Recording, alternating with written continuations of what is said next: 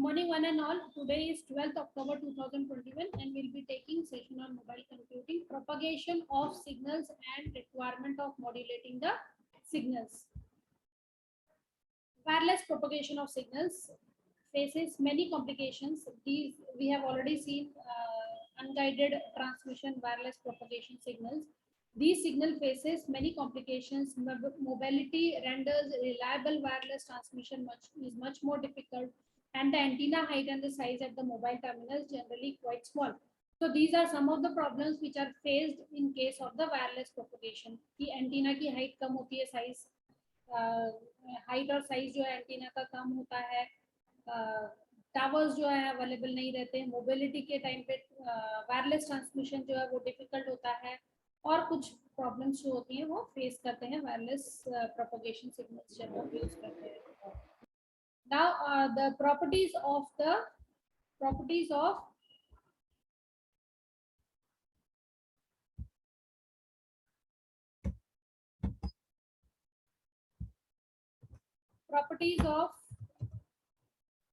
propagation properties.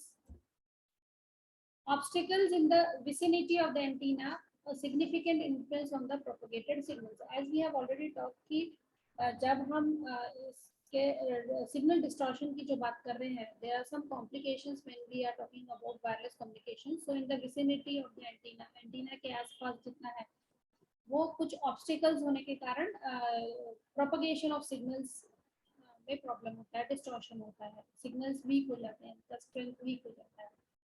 So vary with the place and for a mobile terminal with time. So as and when if there is an antenna and there is a large distance between one antenna and second antenna, the problem of distortion, the problem of weakening of strength, signal propagation, obstacles, these are the things which may cause propagation problems.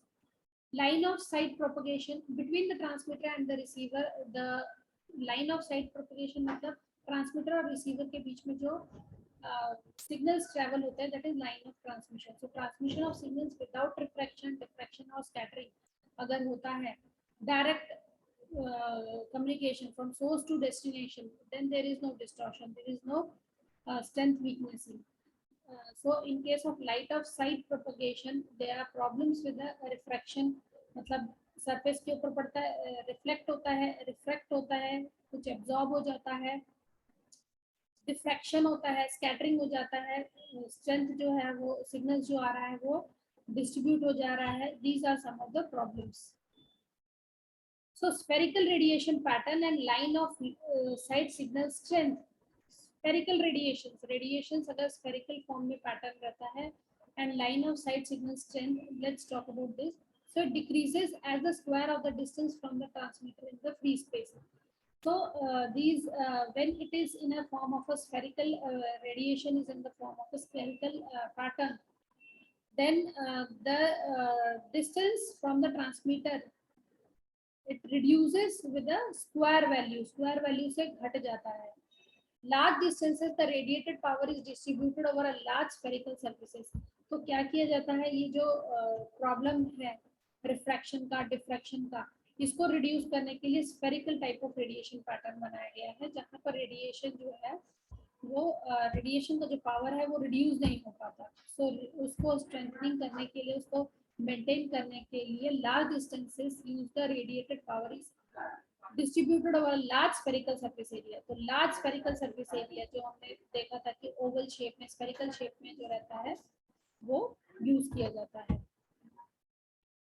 Signal strength decreases due to attenuation. अब हम बात करेंगे attenuation की. Signal का strength जो है वो decrease होता है because of attenuation. Attenuation means the distance between the source to the destination. So जैसे जैसे डिस्टेंस बढ़ जाता है वैसे वैसे attenuation decrease हो जाता है. So when obstacle in the path of the signal is greater in the size than the wavelength, then this problem occurs. मतलब जो बीच में पाथ के बीच में अगर कुछ ऑब्स्टिकल्स आता है और उसका जो ऑब्स्टिकल का जो साइज है वो बड़ा है जो सिग्नल्स ट्रेवल कर रहा है, तो ये प्रॉब्लम सिग्नल के स्ट्रेंथनिंग केस में आती है, वीक हो जाता है. So these problems should be overcome. So let's talk about the attenuation problem. frequency modulation band signal transmitter 90 megahertz lambda, that is wavelength is 3.3 meters, which faces attenuation of in objects of size 10 meters and above. Obstacles मतलब क्या हो गया कि एक source है और एक destination है, बीच में अगर कोई ऑब्जेक्ट आ जाता है जो सिग्नल को डिफ्रैक्शन करता है, रिफ्रैक्शन करता है, रिफ्लेक्ट करता है, तो सिग्नल की स्ट्रेंथ डिक्रीज हो जाती है, दैट इज अटेन्यूएशन प्रॉब्लम। तो ये अटेन्यूएशन फेसेस अटेन्यूएशन प्रॉब्लम, इसको अटेन्यूएशन बोलते हैं, सिग्नल की स्ट्रेंथ डिक्रीज। तो अगर वो 10 मीटर का भी है object of size 10 metre and above, अगर 10 मीटर या उससे अबव होता है तो इसकी स्ट्रेंथ वीकनेस हो जाती है। तो in case of frequency band signal transmitters 90 megahertz का तक फ्रीक्वेंसी ट्रांसमिट करता है, एफएम जो है, जो रेडियो फ्रीक्वेंसी भी देखते हैं,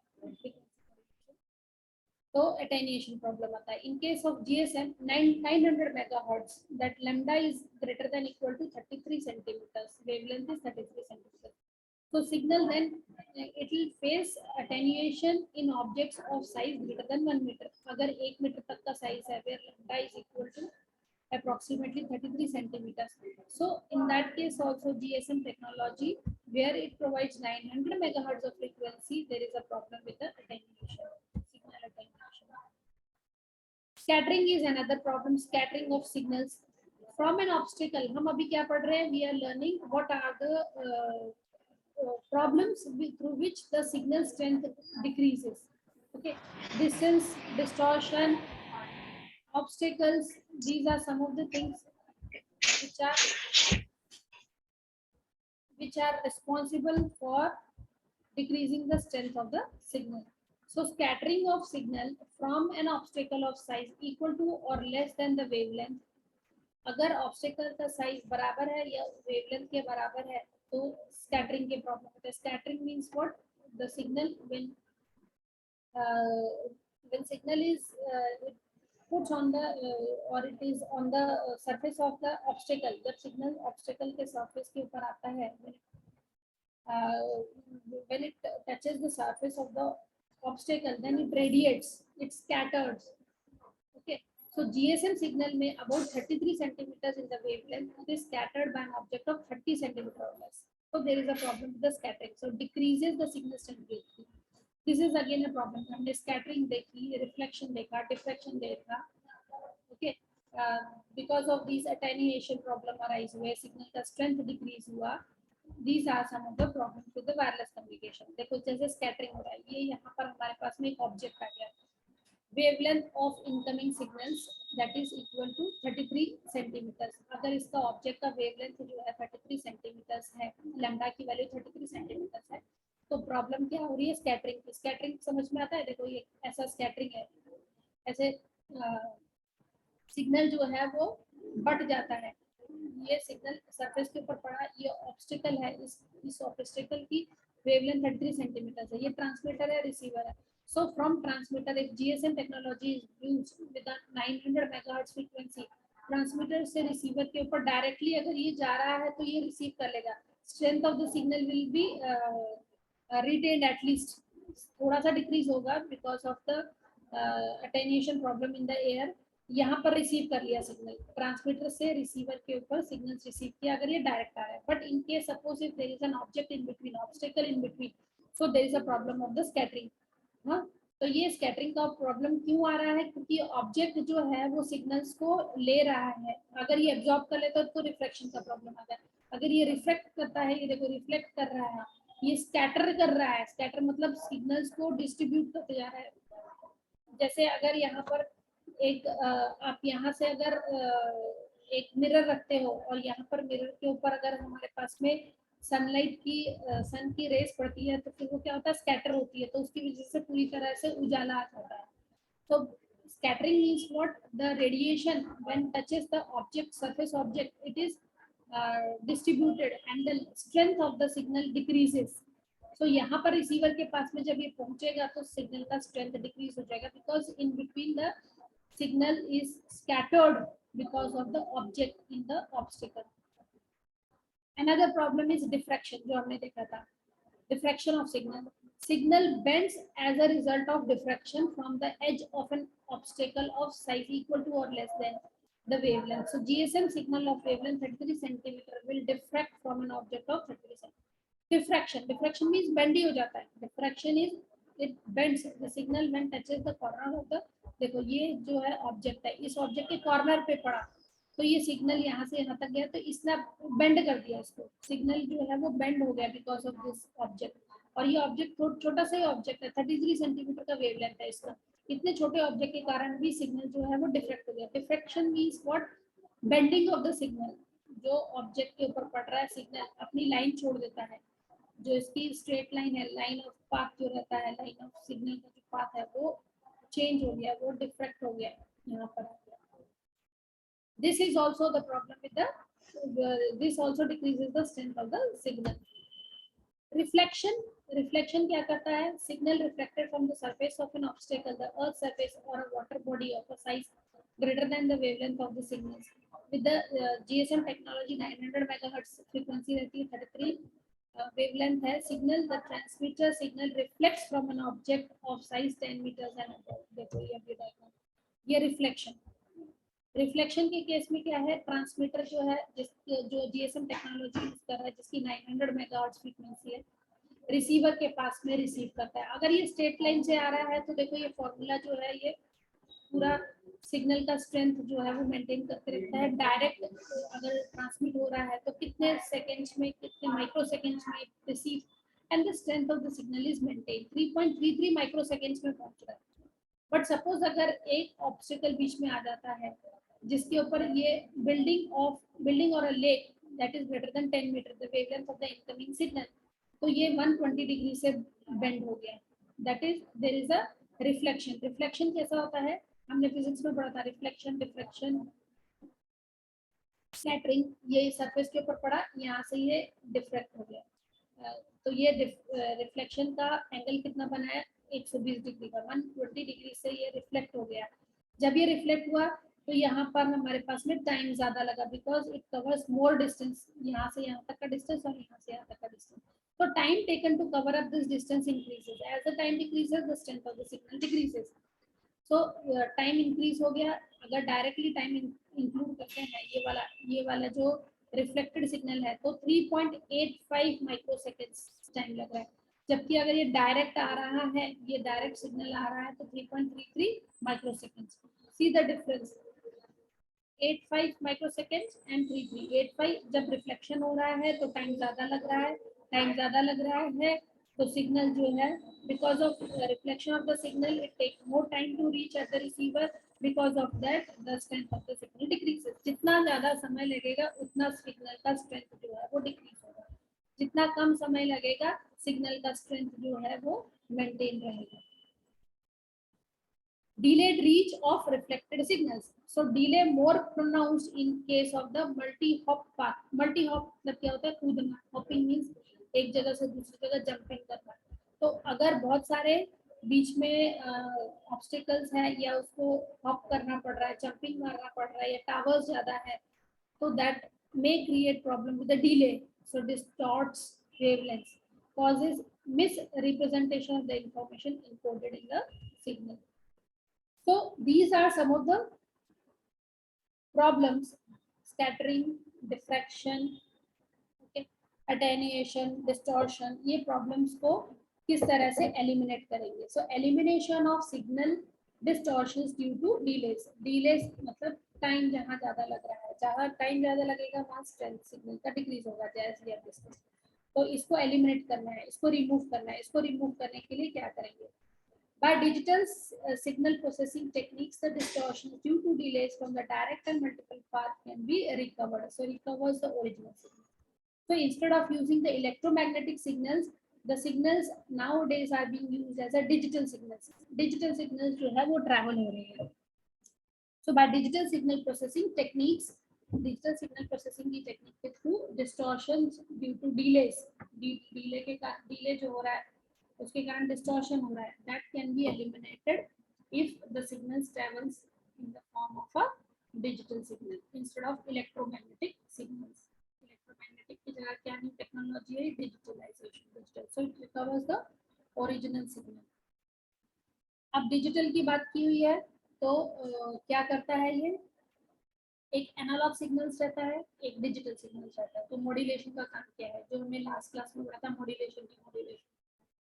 सो modulation of the wireless signals, क्योंकि हम ये बोल रहे हैं डिस्टॉर्शन होता है, डिलेज होता है, सिग्नल का स्ट्रेंथ डिक्रीज हो जाता है, वीक हो जाता है, तो हम इंस्टेड ऑफ इलेक्ट्रोमैग्नेटिक सिग्नल्स जो ट्रैवल होते हैं, we have chosen that the signal should be in the form of a digital signals है, तो मॉड्यूलेशन का कंसेप्ट आएगा। Size of the antenna required for the wireless transmission inversely proportional to the frequency.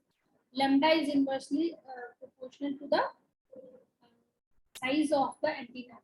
मतलब अगर antenna का size ज्यादा है तो फ्रीक्वेंसी लो है, फ्रीक्वेंसी लो है, size of the antenna required for the wireless transmission inversely proportional to the frequency. Frequency means lambda. Lambda is inversely proportional to the size. और जितना ज्यादा साइज होगा उतना फ्रीक्वेंसी कम होगा, जितना साइज कम होगा एंटीना का फ्रीक्वेंसी हाई रहेगी।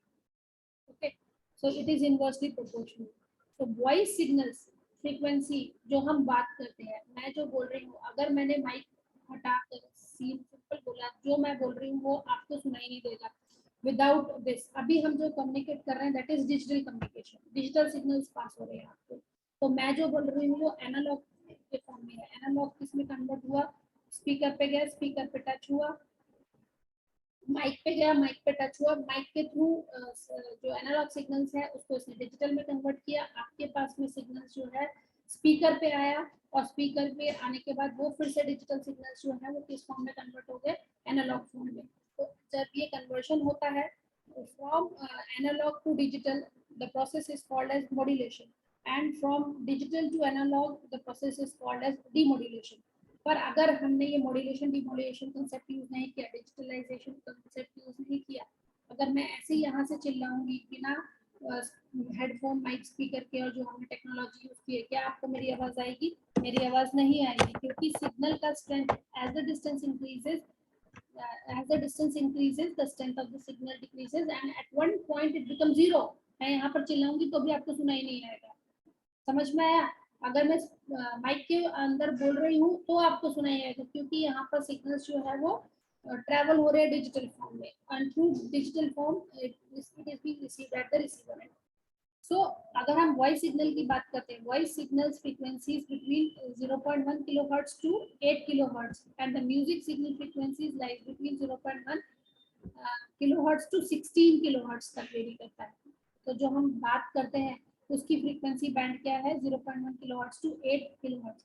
ये क्वेश्चंस कई बार एग्जाम में पूछे जाते हैं जब आप कॉम्पिटिटिव एग्जाम के लिए अपियर होते हो, कितना फ्रीक्वेंसी बैंड है, वॉइस का कितना होता है, म्यूजिक सिग्नल्स का कितना होता है, हमारा ऑडियो की जो हमारा लिसनिंग कैपेबिलिटी होती है उसका कितना आता है, जीएसएम टेक्नोलॉजी कितने बैंडविड्थ के ऊपर वर्क करता है, उसकी फ्रीक्वेंसी क्या है। These are some of the questions which are asked. और अदरवाइज अगर न्यूमेरिकल क्वेश्चन आते हैं तो इसके ऊपर इन फ्रीक्वेंसीज को यूज करके आप ये न्यूमेरिकल क्वेश्चंस भी सॉल्व करते हो, न्यूमेरिकल भी पूछे जाते हैं। Now range is unsuitable for the wireless transmission। अब वायरलेस ट्रांसमिशन के लिए इतना जो रेंज दिया हुआ है वो सुटेबल नहीं होता है, तो इसके लिए हमको क्या करना पड़ता है, इसके लिए हमको मॉड्यूलेशन की टेक्निक यूज करना पड़ता है। तो modulation of low frequency range wireless signals, इससे जो मैं बोल रही हूँ उसको मॉड्यूलेट करना पड़ता है। So requirement of abnormally large size antenna, moreover properties medium air vacuum such as ultra low frequency signals cannot be transmitted along long distances without significant loss of the signal strength। so जो signal का strength, जो signal का frequency लो होता है वो उसको लिए कितना भी हाई एंटीना लगा दो वो कैच नहीं करेगा।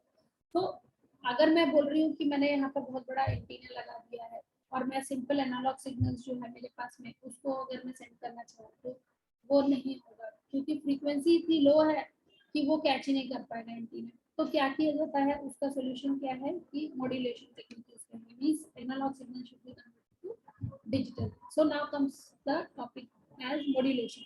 So makes wireless transmission practical, increase the capability of the transmitted signals and transmission medium। So this is through modulation technique।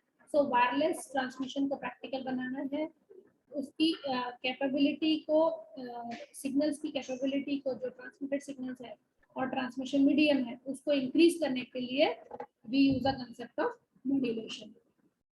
So what we have learned today is propagation of signals, line of sight. Line of sight अगर direct आता है तो line of sight, otherwise refraction. These are some of the problems which arise. Scattering. So attenuation is in obstacles in the path of the signal greater in size than the wavelength, then the attenuation problem arises. Scattering from an obstacle of size equal or less than the wavelength is another problem. Diffraction, reflection, these are some of the problems which are faced by the signal when it travels in the medium. So diffraction from the edges of an obstacle of size equal to or less than the wavelength. Reflection happens from the surface of an obstacle, the earth's surface, on a water body of size greater than the wavelength of the signal. Okay.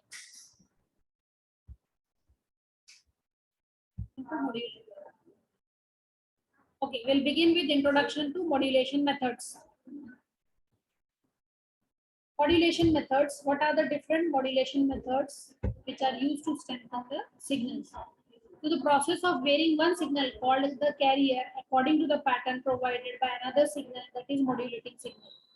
Okay, the carrier usually an analog signal selected to match the characteristics of a particular transmission system. So the carrier signals which needs to be transmitted, carrier कौन से होते हैं? These are the signals. The process of varying one signal called the carrier according to the pattern provided by another signal, that is modulating signals. Carrier signals are the analog signals which needs to be transmitted over the medium. The amplitude, frequency, or the phase angle of a carrier wave is varied in the proportion to the variation in the amplitude variation of modulating wave, that is message signal. जब भी हम एक message signal की बात करते हैं, modulating signal, modulating wave की बात करते हैं, तो उसके साथ में क्या क्या टर्म्स एसोसिएटेड होते हैं? Amplitude, frequency and phase angle. ये जो है ये these are the words, these are the things which are related with the carrier wave. Okay. Now the equation for signal amplitude at an instant t, st. Okay, st is the signal at an instant t. So signal at instant t can be defined as s0 sine 2 pi c by lambda into t plus pi t0. So this is equal to s0 sine 2 pi ft plus phi t0. So S0 is the peak amplitude. Amplitude varies from S0 to minus S0. अगर हम amplitude की बात कर रहे हैं, amplitude variation की बात कर रहे हैं, तो वे वेरी कहाँ से हो रहा है? S0 पॉजिटिव से लेकर नेगेटिव तक का वो पूरा वेरी हो रहा है. Where c is the velocity of the transmitted wave, phi t0 is the phase angle of the signal at time t equal to 0. So a reference point with respect to which t is considered. F the signal frequency. What is F? F is the signal frequency. C is the velocity of the transmitted signal. Lambda is the wavelength. T is the time. Pi is 180 degree in degree form. Radians with 3.14. Phi of T0 is the phase angle of the signal at time T equal to 0. Now modulation of the wave or data signal. Data signal का modulation check कर रहे हैं. A technique by which FC or a set of carrier frequencies is used for wireless transmission such that peak amplitude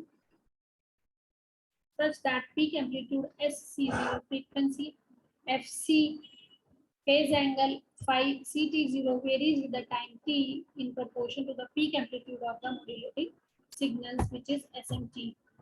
Now, let's talk about, these are some of the technical terms or the formulas we have seen for the amplitude equation. Now, let's talk about the modulation again. What is basically a modulation? So, modulation is transmission of analog signal to digital signals. So, these are being carrier waves, amplitude modulation, frequency modulation, and phase modulation.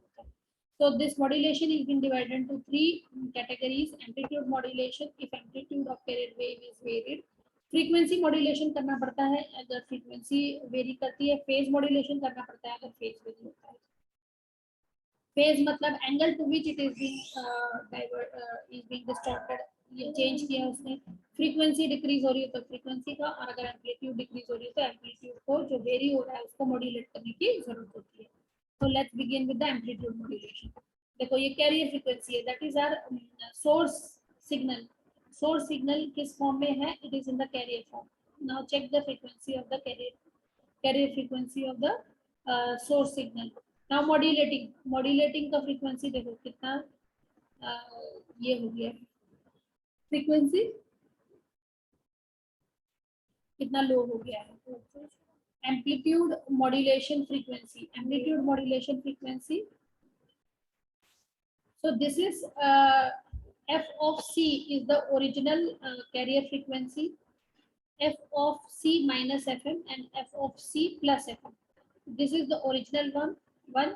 और ये fm जो है वो modulating signals है। जब इसके ऊपर amplitude modulation frequency लगाया तो ये यहाँ पर एक वेवलेंथ दिखा रहा है, इसका ये वहाँ पर टाइम दिखा रहा है। तो कितना टाइम कितना फ्रीक्वेंसी वेरिएशन हो रहा है, that can be shown. Similarly frequency modulation, जो हमने तीन टाइप के मॉड्यूलेशन देखा, amplitude modulation, frequency modulation and phase modulation. In case of frequency modulation, frequency is this is the original frequency of the carrier wave. ये minus ये देखो -5, this is plus and this is +5 FM modulated frequency. तो जब हम frequency modulation की बात कर रहे हैं तो frequency can be either decrease or increase depending upon what way what technology you are using. Similarly जब हम एम्पलीट्यूड मॉड्यूलेशन की बात कर रहे हैं तो या तो ये प्लस में होगा या तो ये माइनस में चला जाएगा। इसको इस तरह से हम उसका स्ट्रेंथनिंग कर सकते हैं सिग्नल्स का। नाउ डिजिटल मॉड्यूलेशन, तो ये जो था हमारा जो हमारे पास में सिग्नल्स रहते हैं इसका हमने मॉड्यूलेशन देखा। अब digital modulation, a technique by which amplitude, frequency and phase angle parameters of carrier or sub-carrier frequencies varied according to the variation in the modulating signal, modulating bit pair or set of 4 or more bits. So data modulation, digital modulation में amplitude, frequency, phase modulation में modulating signals bit are either 1 और 0, binary bit, binary के form में, क्योंकि हम digital की बात कर रहे हैं। तो डिजिटल के केस में क्या होता है, डिजिटल के केस में बाइनरी नंबर्स 0 और 1 इसके ऊपर वर्क करता है। सिग्नल्स जो होती है वो 0 और 1 के फॉर्म में होती है। पेयर बिट अगर हमने किया तो 0 0 0 1 1 0 1 1, और अगर हमने 4 बिट्स के फॉर्म में लिया तो 4 bits 0 0 0 0। so total 16 combinations are possible with 4 bits।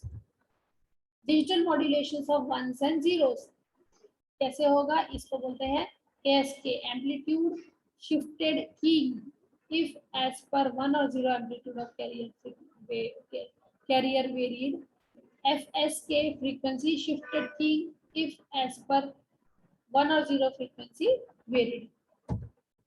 Okay, now in case of amplitude shifted keying modulation, ASK modulating frequency when transmitting 1 and when transmitting 0. So when 0 is being transmitted, see it is being along the y-axis. Frequency is at 0 only when transmitting 0. कुछ भी नहीं है। जब transmitting 1 है तो when it is transmitting 1, the amplitude is, see the frequency amplitude is this. Frequency shifted keying modulation FSK, तो यहाँ पर when transmitting 1 and this is when transmitting 0। तो जब 1 ट्रांसमिट कर रहा है तो कैरियर की frequency plus shifted frequency that is added, whereas if 0 is being transmitted, carrier frequency में से शिफ्टेड जो है उसको सब्ट्रैक्ट कर दिया FSK।